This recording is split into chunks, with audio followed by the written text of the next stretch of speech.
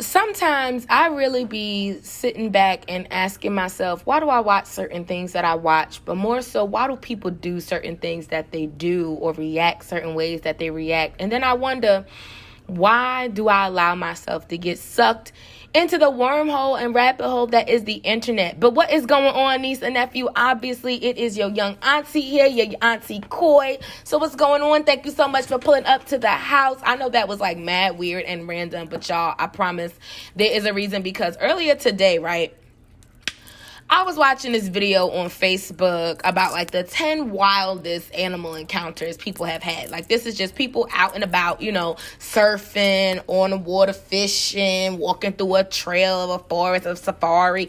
And they get to these, random encounters with wild animals that sometimes can be deadly, but for the most part are very entertaining.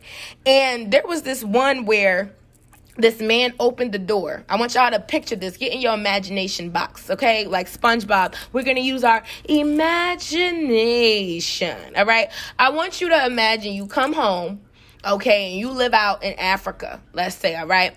And you come home, and you got like a real, like all glass, like the all glass patio window doors, you know what I'm saying? The sliding doors and stuff. And outside of your window on your back porch of your backyard where you live is a pride of lionesses, about 6 of them, and one of them is sitting in a pool that you're supposed to be working on. I said to myself, watching that, I said, this is the one where I would look and see and be like, you know what, I'm obviously tripping, but I'm not tripping that much to go outside and do a damn thing in that backyard. So not today, Satan, and we gonna leave the house and go about our business, all right? So that's just me, you know what I'm saying? I just wanted to get my little 2 cents on that. But how are y'all doing? How are you doing today? How has your week been? I am so happy to be back at the house with y'all. Y'all have no idea how happy I am. And to be quite honest, as always, time for a little check-in before we get into your favorite part, my favorite part, probably more mine than y'all's. But Auntie is doing well. I will say that, spiritual warfare never ends. And you really got to change your strategy in order to win the victories and to actually win the battles. You know what I'm saying? Like, it's very easy to be defeated and you don't even know you're defeated. And I would go into further explanation of what I mean by that, but I just want to say that you are never defeated. You always have victory because God has victory and Jesus rose with all power in his hands on the 3rd day. So y'all already know, sometimes the enemy will absolutely try and knock you at your knees and knock you at your ankles and keep you down. But you just got to remind yourself about the power of God and how even the enemy has to ask permission from God. Like he don't have no power, none whatsoever. So that's just that. But I hope y'all are good. I hope y'all are well and blessed wherever you are. So it's time, y'all.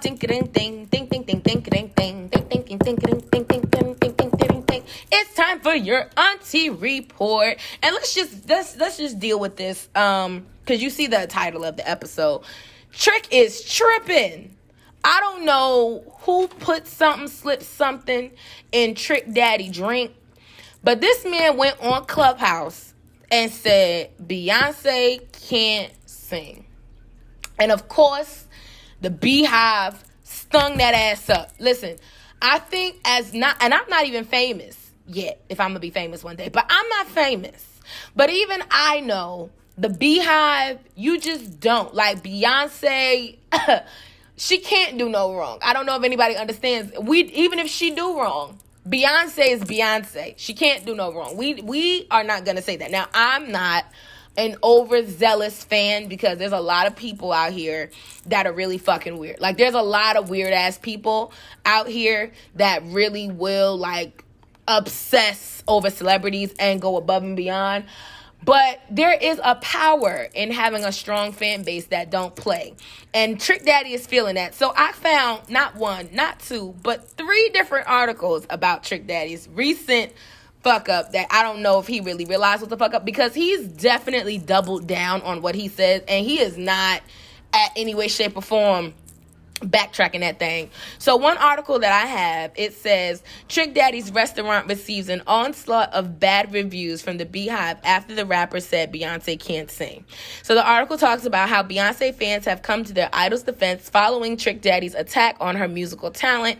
On Monday, 106.1 KMEL reported that an audio clip from Clubhouse had been leaked in which the Let's Go rapper claimed Beyonce couldn't sing and called her husband Jay-Z overrated.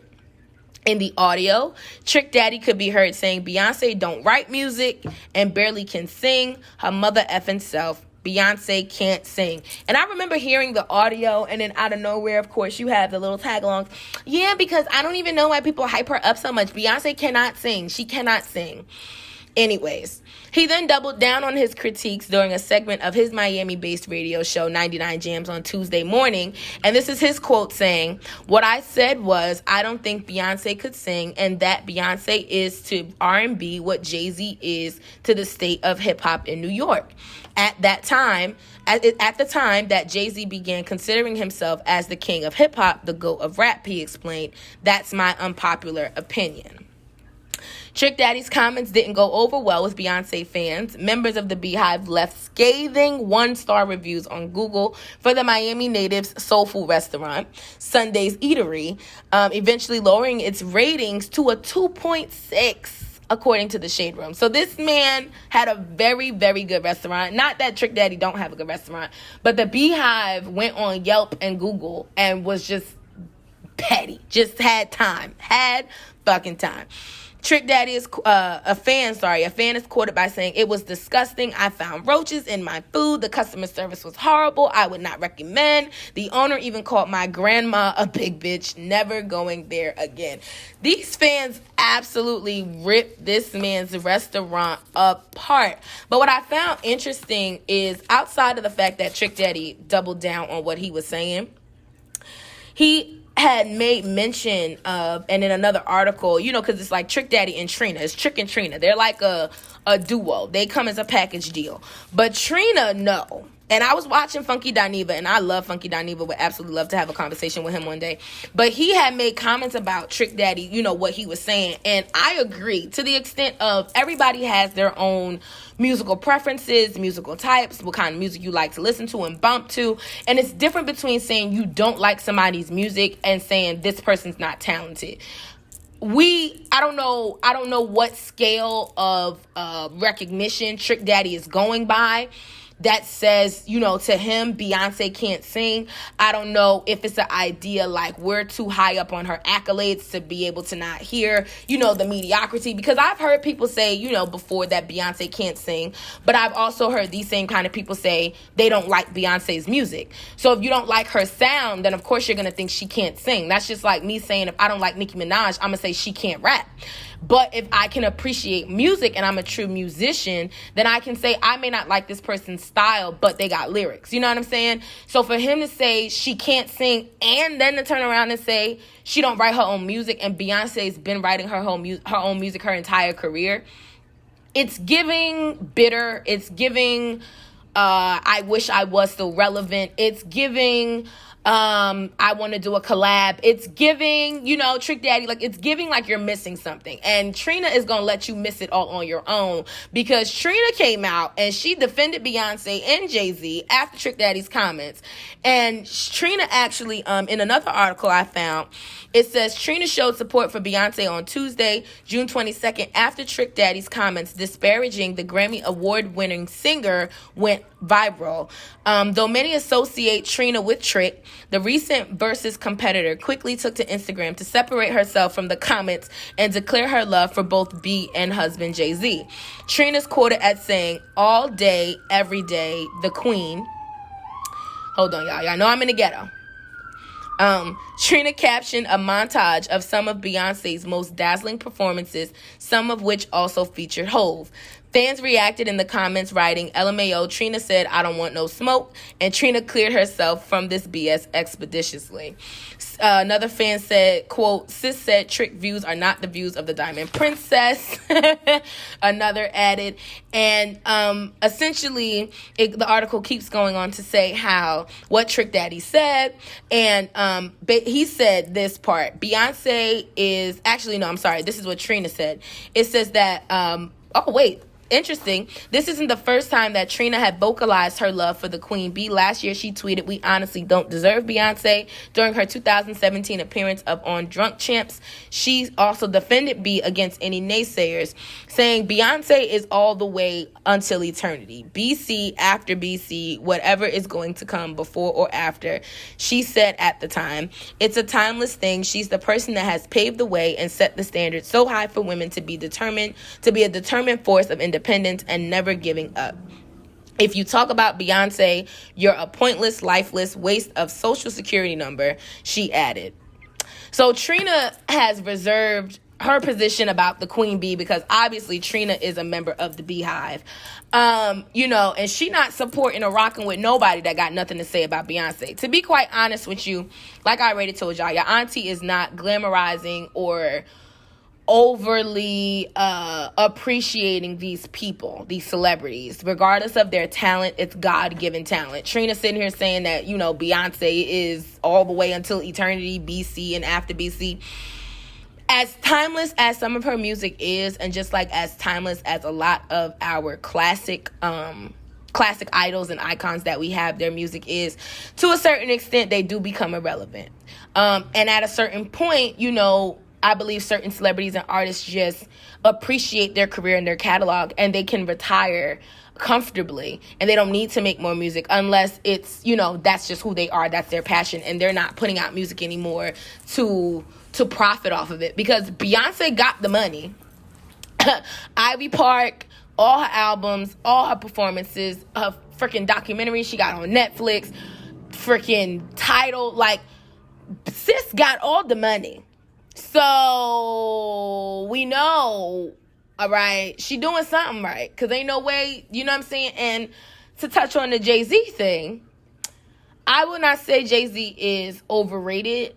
I think a lot of people love their faves, and they know who their faves are, and you can't tell nobody nothing. I know Jay-Z's name pops up often when we talk about the top 5. When we ask people what's their top 5, Jay-Z usually pops up. And I get what Trick Daddy said before about, like, Biggie, when Biggie died, when Biggie passed away, that, Hov, like, New York kind of needed a new king. And I feel like that's not entirely true, because there was Nas, there's Cameron, like, there's mad people from New York that was putting in that work, that has lyrics, that had the numbers, but Jay-Z was just popular, and his beats and his collabs was just the shit. Like, Jay-Z and the Neptunes will always be. Okay? I'm a hustler, baby. Oh, what? I just want you to know, don't play with me. And then where I've been. Oh, for where I'm about to go. I love me some Jay-Z and Beyonce, so I promise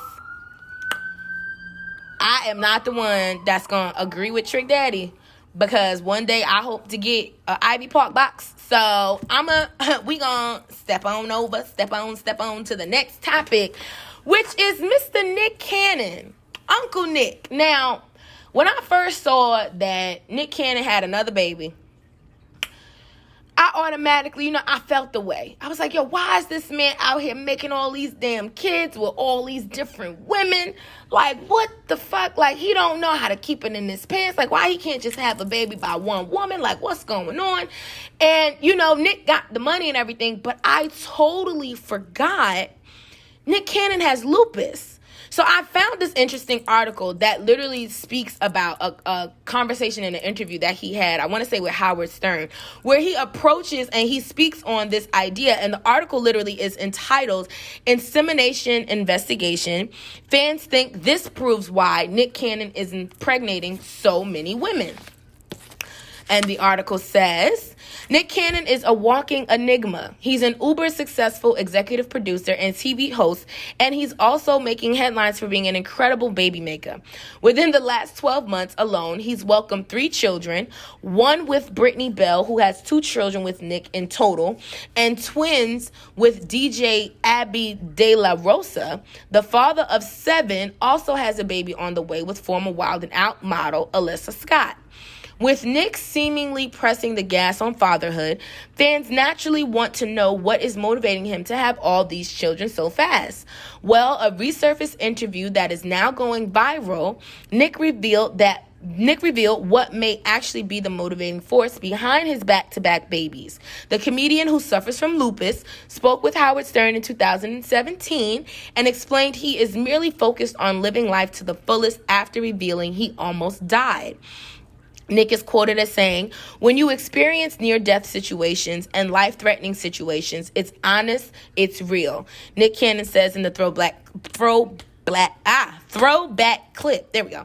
"I feel like, I'm running out of time. Every time I think I'm doing good, then I gotta go back to the effing hospital, and it's like I almost died this time from the blood clots and shit." Stern asked Nick if he fears death, and he responded he didn't, but he likes to spend his nights bumping and grinding. Nick quoted saying, "I don't fear it, I welcome it." Nick Cannon admitted, "I got to a space now where it's like I'm probably gonna die sooner than most people. I mean, that's what the doctor said, but I'm living like fuck it. I might die in the morning, so let's fuck all night. Why wear condoms? I might not be here tomorrow." And that's the end of the article. Now, respectfully, Mr. Cannon, I hear you. I hear you, sir. I'm listening to you. I don't have lupus. My heart goes out, all my prayers. I do have a friend in my life that does have lupus. And, it is a very hard disease to live with, just like with sickle cell anemia. You never really know what day is your day. I believe it is an autoimmune disease. I don't know all the details about lupus, but I do know, it's not easy to live with. And there is a possibility of fatality. You know what I'm saying? Like, you can live with it or it could take you out. And I get his need to feel like, he's running out of time, or every time he has to go to the hospital, things get set back, yada, yada, yada. But I strongly believe, I guess until you really have a near-death experience, or until somebody tells you, like you don't have that much time, or you're not gonna, be around as long as everybody else might be, I guess you adjust differently. But as a Christian and as a believer, I believe that God's timing is the only timing. I understand he gave us doctors to help us and to help heal us and give us medicines and stuff. But I believe God's timing is the only time. And he's the only one that can call you home for real. You know what I'm saying? So a near-death experience is what it sounds like. But at the same token, like, if you were supposed to die, you were going to die. And we all have our day. It's already written in the book. Doesn't matter how old, how young, it's already written. So I get that. But I guess more so the emphasis would be like, live your life. I would say from your auntie, your auntie Coy breaking down what Uncle Nick said. Live life to the fullest, because you never know when your next day could be your last day. So always live true to yourself. Always do what makes you happy ultimately first. Honor your God. Honor who you serve. That's stretching it. Hold on. My bad about that, y'all. I didn't know what was just happening in front of my door. But, yeah. Honor who you serve and live your life. And don't cause damage to people. I'm not saying live life without consequence, because your day, you don't know when your next day is, when your last day is. I'm not that person that's just going to say go out here and just do all kind of stupid stuff. Because if you live to be in your late 80s and your early 90s, you know what I'm saying, then you get to live through everything that you did, but did it have to necessarily serve a purpose if you was going to live a long life anyway? So, I don't know. Just don't rock with too much of what the world say is cut out for your life. Put it that way. And last but not least, oh, God. Khloe Kardashian, Tristan Thompson, Thomas, whatever his name is. I found this article on insider.com about Khloe Kardashian saying how Jordan Woods never apologized to her for kissing Tristan Thompson. And I really want to read y'all this article. But let me express my emotions before I read this article. I do not personally have an affinity for the Kardashian clan. I do not personally care for them. I've never been a KK, whatever it's called, show person. I've never followed it. But I've always noticed these European Black-esque women and the manipulation and the pull and the drive that they've had and the influence that they've had, not only over white culture and white women, but Black women. And it's more so through the exploitation, I feel, the exploitation of Black men in their lives. I don't personally believe that any of these women have actually been beneficial or benefited from their relationships with these men. And I feel like, I don't want to be that bitter Black woman that's like, oh, another white woman's taking our men. It's not that. It's just being able to see certain shit and not understanding, like, they've culturally appropriated being a Black woman, and they made this shit normal. It's not even about the fucking articles that keep coming out like, oh, fans are coming at Khloe, the Kardashian clan because they make their body goals unattainable. No, bitch, they look like African women. If you go to Africa, they are shaped like women in Africa. Women that don't got to get surgery. Women that don't need butt injections, that don't need to get surgeries to slim down their waist. That's not your body shape. That's not how you were built. That's not how you were born. You built yourself. You created yourself into a fucking Barbie doll. You made yourself plastic. And every woman in your family went along with that same shit. So when Tristan fucking Thomas ass came along, a regular nigga with money that can play ball, that was not faithful, that was with a Black woman, like, the shit that blows my mind is, like, a lot of the Black men that they get with were already with women of color before they fucking came along. And or all the women of color that have been attached to them in some way, shape, or form, they've screwed over. Like, took they fucking men. They did it to, what's her name? Makila, they've done the Kardashian women from Kylie to not Kendall safe. From Kylie to Kim to Khloe. The only one that's safe is the one that ain't do nothing. What's her name? It's Khloe, Kim. What's the other one with the kids that was married to Scott? She cool and fucking Kendall cool. But Kim, Khloe, and Kylie, oh, bitch, I don't have time. It's like everybody trying to be Kim, trying to pull up the way Kim did. Kylie took Tyga. Kylie took Travis. Khloe took Tristan. Khloe took the other nigga before him. Like, we not going to talk about mama because they get it from their mama. They get it honest. You understand what I'm saying? But this whole bullshit, that's to get back to the article topic. This whole bullshit came out, what was it, year before last, where Tristan Thompson was caught, quote unquote, kissing Jordan Woods. Now, reality is, real true talk, Tristan was always a cheater. He was cheating on Khloe before Jordan came along. And Khloe didn't open her mouth about shit. She didn't say shit. She was bitching and moaning and crying. He was bitching and moaning and apologizing. But there was never no issue. But the moment it happened with Jordan, now all of a sudden the whole family disowning her. Ain't nobody talking to her. This girl was best friends in the family for over 15 years as best friends to your little sister. And you decide to ex-nay her all because of this nigga that's the child of your father. But he been cheating on you since before Jordan came. So, Khloe, I've never been with the shits. You understand what I'm saying? You've been looking for attention. You've been looking for somebody to feel bad for you. But, bitch, you were the other chick. Multiple times. I don't feel bad for no woman that lose her man the same way she get him. I'm sorry. I don't apologize for it. I'm a woman of integrity. I don't believe in taking nobody else's man. I don't believe in sleeping with nobody else's men. And any other time that I've ever been involved in an accident where I was a fucking mistress, I had no idea there was a woman in the picture. And the woman that I talked to and confronted also knew that I didn't know shit. So, bitch, get the fuck out of here. Khloe, I never felt bad for you. Still don't feel bad for you. I don't feel bad for none of y'all that go out there and take other people's men and then want to sit, bitch, and moan and cry and complain when y'all got y'all own fucking slew of problems. I don't feel bad. No one's crying for you, sis. I'm not going to knit you a sweater so you can hug yourself. It's not happening. So her feeling away, talking about Jordan never apologized. Bitch, apologize for what? Apologize for what? Your nigga was never your nigga. He was never yours. I'm sorry, sweetie. I hate to be the person to tell you.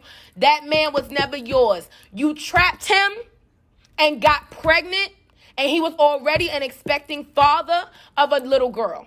And you slept with him and got pregnant because you wanted to have a baby, because you were married to Lamar Odom and he had his own fucking problems and you weren't able to have a baby by him. Okay? So let's not play. All right? Let's not do that. Okay? But anyways, the article says, Khloe Kardashian said that Jordyn Woods has yet to personally apologize. Wait a minute, back it up. I could have swore that even when Jordyn went on the Red Table Talk, she said she offered up apology. I could have swore that Khloe even said before that the girl personally apologized to her. So again, Kardashian, Khloe, full of shit. Let's keep going. That Jordyn has yet to personally apologize for kissing Kardashian's on-again, off-again boyfriend, Tristan Thompson, while he was in a relationship with Kardashian. Thompson and Woods were spotted kissing at a party in his house, at his house in 2019. Kardashian and Thompson, who had become parents to their daughter True less than a year before, officially parted ways for a while after news broke about Thompson and Woods' kiss. Wasn't he cheating on Shorty when she was in labor? Like, didn't he cheat on her or something came out before she actually had the baby? Next page, please. While Kardashian blamed Woods for the breakup, Woods has maintained that she only shared a quick peck with Tris Thompson while leaving the party. You can never blame... Okay. Khloe opened up about Jordyn during a part 2 of her family reunion chat with TV host Andy Cohen, who was problematic towards black women, but continuing, which aired Sunday night and took a closer look back at keeping up with the Kardashians. Khloe said, I don't hold any grudges towards Jordyn. She told Cohen, I think people make mistakes. People live and learn. I forgive those parties. Kardashian said that it sounds asinine to her to forgive Thompson but not Woods for their kiss. She added, I forgive Jordyn or else I would be a prisoner in my life. I have to forgive these people for me. And it's up to them to forgive themselves and to be accountable and to learn and hopefully don't repeat these same cycles that they're doing. Are you ministering to yourself, ma'am? Because the Bible says sometimes you got to encourage yourself. Is that what you're doing? I hope you're taking what you're saying to you, to heart, to yourself. Because I don't appreciate the fact that you're bringing this shit up. You understand what I'm saying? Like, who the fuck cares if the girl personally apologized to you? At the end of the day, and this is what blows my mind about women that get mad at the other woman when your man cheats, is that, and I'm going to elaborate, but is that in every situation, your partner who you're with, whether man, woman, dog, cat, that is the one that owes you loyalty. That's the one that's not supposed to step out on you, that's not supposed to break your heart, that's not supposed to break your trust. And if they do that, then the person that they do it with is by proxy not guilty, but caught up in a situation, especially if they don't know nothing about you. Now, in Jordyn's situation, with Jordyn Woods, Tristan Thompson, and Khloe Kardashian, the article started it off. They were on again, off again. And if y'all not clear about what's going on and this man out in the streets embarrassing the fuck out of you, and even from Jordyn's story, she said it didn't happen like, oh, she was at the door and they was making out. I think it was like she was leaving and he was walking her out the door and she like turned around and he was right there and he kissed her. And yeah, there was some drunk flirting going on in the night, but she always knew. You know what I'm saying? Like it was never Jordyn's intention for that. You know what I'm saying? And she did apologize for hurting Khloe, but you're not going to make me feel guilty about the fact that your man, who BTW, you were still messing around with after this situation. So let's not play, because everybody tried to throw Jordyn under the bus like Jordyn was the worst thing that happened, when Tristan was the only person that was able to cause any real mistrust, because that was Khloe's man and Khloe's child, father of her child. Jordyn is Khloe's little sister's best friend. Bitch, come over to the house. We need to have a conversation. You've been around my family for over 10 years. What the fuck is this I'm hearing about? You like family at this point. I'm going to deal with him different. But Jordan, get your ass over to the house. It's a conversation. It's not all this extra shit, being dramatic and everything. If you really cared about the girl and y'all friendship and your relationship and maintaining it with her, you would have went a different way. Like, get the fuck out of here. Like, I'm over it. I'm over it. But the last couple quotes that Chloe said was, I'm so sick and tired of these narratives that I control my sister or I dictate who she chooses to surround herself with. Meaning, she said Kardashian wrote in a response to a fan who asked if Kylie was allowed to be friends with Woods again since the Kardashian-Jenner family was letting Thompson back into their lives. And Chloe said, by the way, I have no ill feelings towards anyone, truly. My heart carries no hatred at all. Kardashian added, unless you actually know what you're talking about, respectfully shut the F up. I will not respectfully shut the F up, ma'am, just because the moment you decided to become a public figure, my opinion now was free for me to give out. So, I will not respectfully shut the fuck up. Because I feel like if you're going to air your dirty laundry, if you're going to put it out there, if you're going to make it available for people, then you don't get to pick and choose what clothes I choose to take down from the line to expose. You know what I mean? You don't get to be like, oh, I'm so sick of everybody saying da da da da. You don't get to do that. It's out there. Deal with it, address it, own it, take up for it, move on with your life. I'm happy that she's not in a place where she feels, at any point that she's holding hatred or she has a grudge. So I'm happy and I bless God and I praise him for her healing process. But what we're not going to do is make it seem like Jordan is immature or whatever. Girl, don't nobody care about you, Chloe. Don't nobody care about your tears and the fact that you was crying over a man that was showing you from the very beginning he didn't want to be with you and you trapped him with a fucking baby. So cut it out. Don't nobody feel bad about nothing. But moving on, right on along, because I don't want to keep y'all long today. Good news in my local state, New Jersey or whatever, they are actually planning on putting in a Harriet Tubman monument to replace a Christopher Columbus statue in Newark, which I didn't even know about. This article came out from CBS and it came out on the 21st. So let's just read. It says, almost a year ago, the city of Newark removed a Christopher Columbus statue amid the national reckoning spurred of the death of George Floyd. The city's mayor, Ras Baraka, recently revealed the design of the Harriet Tubman monument that will replace it. He's quoted by saying, I think it's a little better than what we envisioned. He told CBS News in an interview. He said, I think it's going to turn out to be something great. Baraka said having Tubman take over Columbus's old spot in Washington Park was poetic. As the nation continues to weigh the future of controversial statues, he said the monument felt like an opportunity to embrace history and Tubman's roots in the Garden State, because yes, she did stay here, and he's quoted by giving a little bit of knowledge, saying that Harriet Tubman actually stepped foot here in this property. Christopher Columbus did not, Baraka said. So it seems more appropriate to have a statue of Harriet Tubman and talk about the abolitionist work that went on that most people in New Jersey don't even know, fighting against a system that was trying to allow slavery in this state. Says New Jersey was the last northern state to abolish slavery. In 1804, this is knowledge to me, y'all. We all learning something today. In 1804, the state passed a law to gradually abolish it, but the last slaves in the state were not freed until after the 13th Amendment was ratified in 1865, according to the state's historical commission.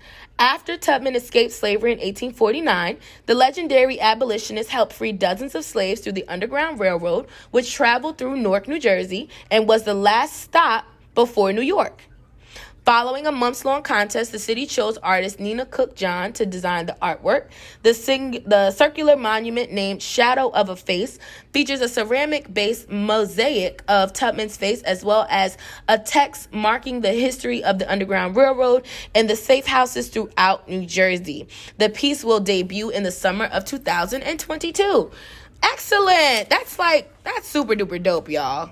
That's absolutely super duper duper dope. I'm really excited. And because I live in Jersey City, I will be doing my absolute best to get over to North, to get to the Plaza Square where I know they're going to put it, and see it for myself. And I will let y'all know personally, hopefully in the next episode, what that looks like. But that, y'all, is the end of your auntie report. Thank you so much for sticking through that. And before I let y'all go, I saw something on Facebook and Instagram, two things, and I want to plug these in your ear, kind of drop these little nuggets off with you and let you do what you will. But let's say you're a parent. If you are a parent, just give this some considering thought. Let's say you are throwing a birthday party for your child, and let's just say she's in like the second grade, okay? And you find out that your baby has been getting bullied, okay?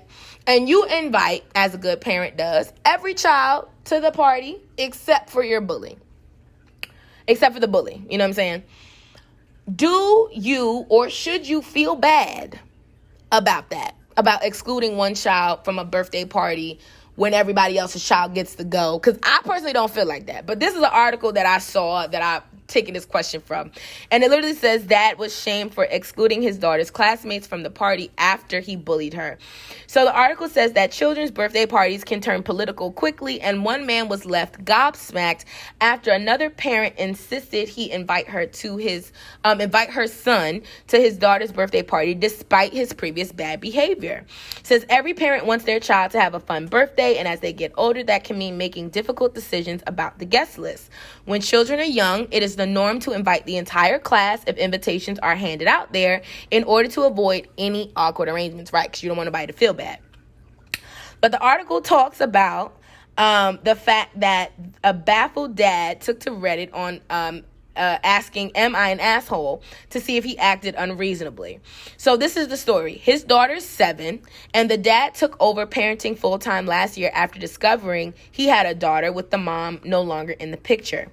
For her birthday, he arranged a small gathering in the backyard with her classmates, but since school restarted, his daughter has faced a lot of teasing about her mom, who is no longer around, from, quote, Nick, the little boy whose names, of course, have been changed for protection, and he decided not to invite him. The dad explained a lot of the parents have been complaining about him because he's a huge bully to other kids and gets benched basically a lot of time, a timeout during recess. The dad said he had talks with the teacher because he made his daughter cry after teasing her constantly about her mom. So Nick is a little asshole. And we don't like little assholes at birthday parties. I don't give a damn if you're 7, 8, 5.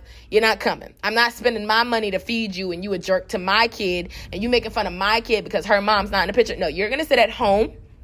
You're going to feel bad because on Monday, you're going to come into school and you're going to apologize to everybody because you're going to realize, Nick, you don't have any friends. At some age, we got to decide to stop babying kids when they bullies. Like, no, I'm not about to invite your baby nowhere and he mean. I'm not doing that because my little kid is not mean. Her friends ain't mean. They don't do this stuff. They don't do this nonsense. So I'm not about to have you here. You're not, but so for what? For you to terrorize my child in her home? Absolutely not. Absolutely not. We're not doing that. And if you inviting kids, what you gonna invite, like 10, 15 kids over? You gonna supervise, but they go off in their little corners, have their little conversations. I don't know what you saying under your damn breath. I'm not even taking that chance. Absolutely not. But anyway, the article talks about how the dad says supposedly, from a conversation he had with the teacher, they've had many talks with the mom, but all she seems to do is baby the kid. He hasn't bothered his daughter since he talked with the teacher. He says, so for my daughter's birthday, she decided to invite almost everyone in her class, obviously, except for Nick. This didn't go down well after his daughter handed out invitations at lunchtime, and Nick started crying because he wasn't invited. The dad added his mom confronted him after school when he was picking up his daughter, and he said, I guess he was crying that he didn't get an invitation. He said, I had my daughter wait in the car and this lady was giving me hell for excluding her son when this could have been a chance for him to finally get along with his classmates. He said, I told the lady he had months to do that or reach out to her, and this was their last week of school.